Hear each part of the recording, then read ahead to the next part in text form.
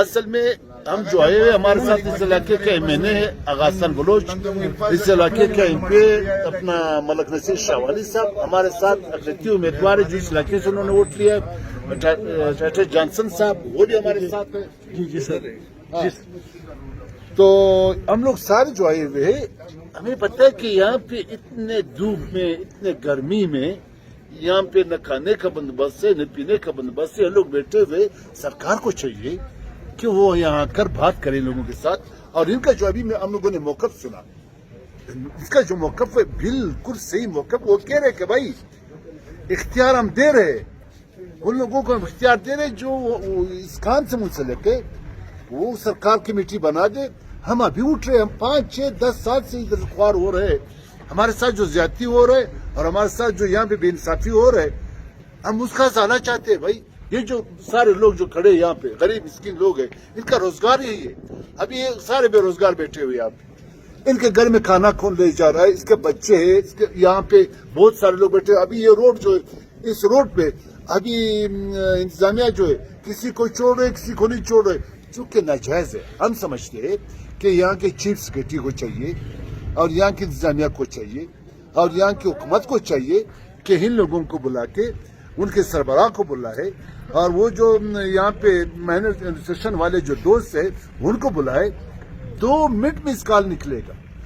آج ہمارے M P اور ایم این اے جا کر یہ مسئلہ حل کر سکتے ہیں اگر سرکار واقعی اس میں مخلص ہے اور اگر سرکار واقعی چاہتے ہے کہ یہ لوگ یہاں سے چلے جائیں۔ ہر جگہ پہ ہڑتال ہے، ہر جگہ پہ دھرنا ہے، ہر جگہ پہ احتجاج ہے، آخر یہ گورنمنٹ ہے کیا؟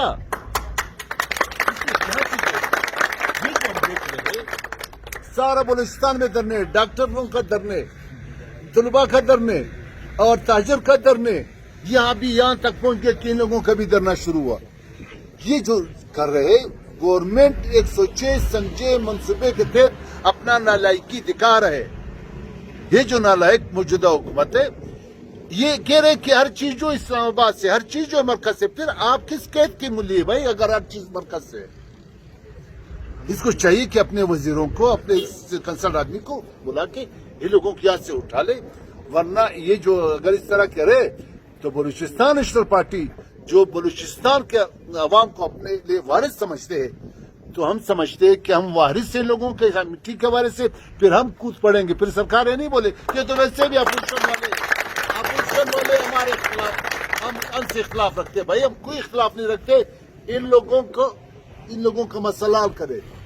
خدا کے لیے غریبوں پہ ذرا ترس گئے۔ وہاں پہ دھرنا 30-32 دن سے چمن میں ہے، سرکار کوئٹہ سے مسکتا ہے، اسلام آباد کا ہے، یہاں پہ عورتوں کو نہیں چھوڑا، عورتوں کے سروں پہ بال کھنچوا کر انہوں نے گاڑی میں بٹھائے۔ یہ سرکار، یہ حکومت، یہ بھی اپنے آپ کو بلوچ اور پٹھان کہتے ہیں۔ یار اللہ ہم کو تو اور آپ لوگوں کو بھی اللہ ایسے پٹھانی سے، ایسے بلوچی سے اللہ ہم لوگوں کو محفوظ رکھے، جس طرح کے یہ لوگ۔ تو یہ باتیں بس ابھی ہمارے ایم پی اور ایم این اے جا رہے، میرے خیال سے وہ انتظامیہ سے بات کریں گے، اور ان لوگوں کا مسئلہ جو اتنا مسئلہ ہے نہیں، میر اسماعیل صاحب نے جو باتیں کی وہ میں کہہ رہا ہوں وہ 100% حق بجانب ہے، اور وہ 100% اس کا حق بنتا ہے۔ بھائی یہ ناجائز نہیں کرے، ورنہ سب سے پہلے ہم بول دیتے بھائی اب ناجائز کرے۔ تو میں چاہتا ہوں کہ ہمارے ایم پی، ہمارے ایم این اے، ہمارے پارٹی کے دوسرے دوست اور یہاں حکومت کے ساتھ جو اتحادی ہے وہ ان لوگوں سے بات کر کے ان لوگوں کا یہ مسئلہ حل کرے۔ والسلام۔